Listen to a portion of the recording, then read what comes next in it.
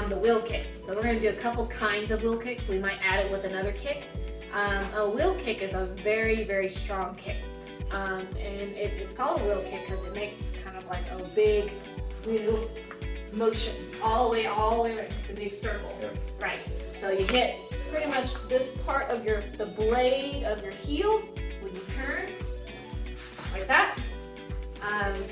So we'll show you how we use wheel kicks in sparring and wheel kicks in combination kicks, and then really cool, the jumping, spinning wheel kick, which you'll see Van Damme does it. He does a split one, but we're not going to do that one. Nope. But we're going to show you a jumping, spinning wheel kicks and some other wheel kicks there. But they're very powerful kicks. You have to be very careful to look where you're going and then kick your wheel kick, because this is a knockout kick.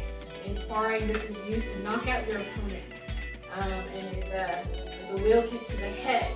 So we don't wear a wheel kick to the body. All right, let's get started on this wheel kick tutorial. Right at the back, roundhouse wheel kick. No jump, just roundhouse wheel. 1, 2. Good, turn your head, you gotta see it on the same kick. Wait for my count. 3, turn, yeah. Straighten that leg, straighten that second wheel. Wait for my count. 4. One more. Right at the back. 5. Good. That was a roundhouse wheel kick. Okay? That's 2 kicks. Right leg, left leg. They alternate, right? So it's not the same leg kicking. This kick's a lot of fun. They call it a wheel kick because it makes a wheeling motion. Your wheel kick, again, you want to go really slow to do your spin. Make sure you're spinning on the ball of your foot and not your ankle spinning, you know, the heel. So this part right here, you know, if we're doing this, that's exactly what part of your foot you're doing, okay? So there's lots of different variations on the roundhouse wheel, or just the wheel kick in general. And one of the ways in which we teach and we practice is, just like we said, is roundhouse wheel kick. And you notice that when we do our wheel kick, our leg is straight, okay? So we try to keep that leg straight. In practice, like if you're sparring, you see a lot of people that kind of mix a hybrid of this kick, but they kind of, they roundhouse, or they don't roundhouse, but they kind of do this. They tuck this. And as it's coming around, not necessarily a kick, a whip, but they hold it in at the last second, flip it out. Okay, that's faster, and it's also kind of sneaky, it's hidden. You know, if I'm gonna throw that kick, I'm probably not gonna want to do this, because that's a lot of distance that your opponent can see that coming. Okay, so I want to be as sneaky as possible. Am I gonna side kick, or am I gonna come to the side with a wheel kick? So I want them to not be able to see that until the last second possible. That's why one of the reasons that I'll try to hold that in. But when we practice it, we straighten. And then as we start to develop that kick really well, then we can go into the different variations. The other thing that's really important, like Miss Sweet already said,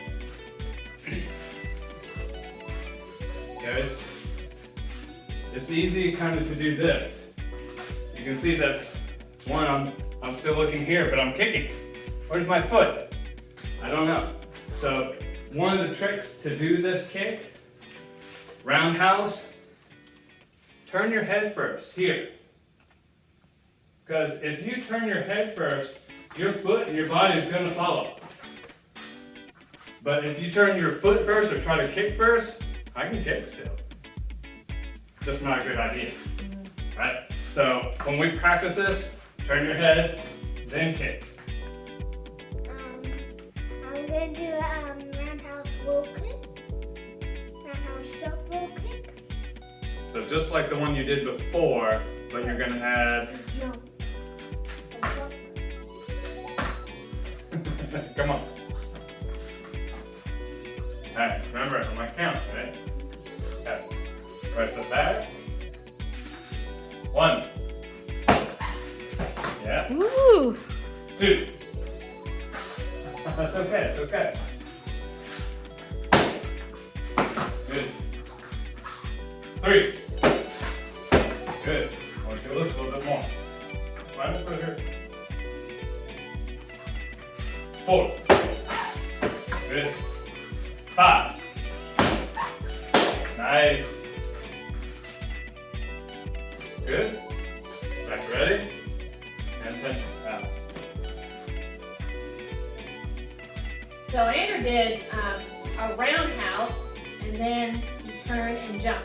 So it's a small variation of what we did: roundhouse, then a horse stance, and then wheel kick. Okay. So this one, you're gonna add the jump. So roundhouse here, you're gonna use a twist to get your body over enough to jump. So this twist your feet come together, and then you jump. Right. So 1, 2. Yeah. 2. 2. Okay. Back to ready. Put your bow. So I'm going to demonstrate a couple. If I can do this. Roundhouse. Okay. So, jump. Nice. All right. You saw him grab the ground. That's an excellent way, because when you kick a wheel kick, probably 50% of the time you're probably going to fall down, because the wheel kick hits something. It's such a high kick that you're posting on one leg that usually people kick this kick and they will fall down just because you hit something and you lose your footing. So I'm small, and this is what I do if I were to lose my footing, just like Mr. Mike did. I'll put one hand on the floor. So if I'm doing a wheel kick and I hit something so hard, I want to come back to my opponent. Don't want to be on the ground. So I will put my hand down. Now, I don't know about the Tae Kwon Do sparring in this, but it is something very good technique to use if you're small like me and you want to kick really high and you're scared to fall down, you don't want to break anything. Now look, turn, and kick. One more time. 1, kick. Shoot. That was 2 more times. A couple more times. So that's how I reach and also have safety to kick like that. And I really appreciate it, but I didn't do that on purpose. I actually almost fell. All right. Okay, so you've seen us step forward mostly. So when in sparring, we step forward if our opponent scoots back, right? So here, when I do my wheel kick, right? So now, if my opponent's chasing me, I'm gonna step backward, and that's what I do. So again, you can do this. Look at my right leg. So he's coming in, I'm turning, and then I'm gonna hit him in the head. Okay? Hopefully I have my hands up. Yeah, hopefully he has his hands up. Okay, so we'll demonstrate both ways, where the opponent attacks inward, and then you have to scoot back. And whatever leg you have back, you're going to hit with a wheel kick. All right, ready? Which one? Back? And just go back. Okay. Back. Good. Back. You jump. Good. Now, if I scoot back,